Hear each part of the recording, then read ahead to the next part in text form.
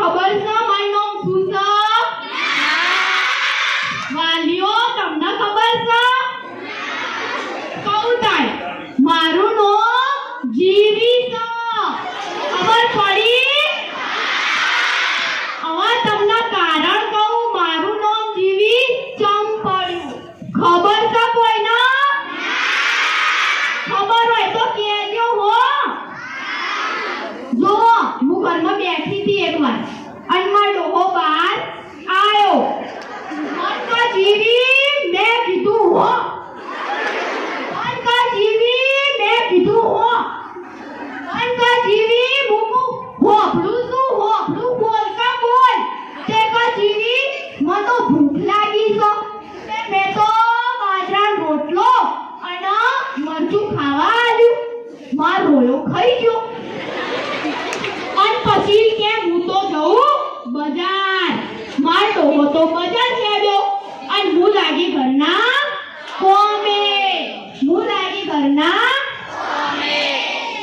તો કચરો વાળતી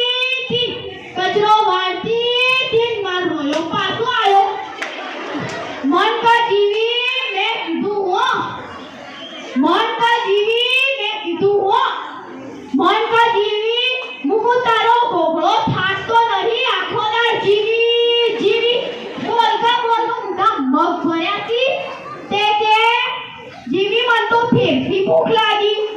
હું આ રોયો કેટલું ખાય તો ઘરમાં કશું પડ્યું નતું. પાણી મેં તો રોટલો ગળ્યો અને કઢી બનાવી ગરમા ગરમ આલી. તે મારો રોયો ખાઈ ગયો. આમ પાહો જોશે તર અને પાહી હું લાગી ઘરના હું તો વાસણ ઘસતી મારો રોયો પાછો આવ્યો. મનકા જીવી મેં કીધું હો. મનકા જીવી મેં કીધું હો. મનકા જીવી હું હોભળું છું મેરી નહીં બોલ. તે કા જીવી મને તો હાથ દુખી હતી. મેં તો હાથ દબાયા. હું તો હાથ દબાવતી હતી જીવી મને તો પગે દુખાતો. મેં તો પગ દબાયા.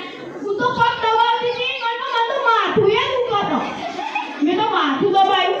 હું તો માથું દબાવતી હતી મને જીવી હું તો હુઈ જાઉં. મારું હુઈ જો નો બોલ થઈ. અને મને વિચાર આવ્યો મારું એ હાથ દુખો. મેં હાથ દબાયા. આ મને પગ દુખો. મેં પગે દબાયા. અને માથું દુખો. મેં માથું દબાયું. અને ગળું નહીં દુખતું હોય. મુકું દુખતું છે.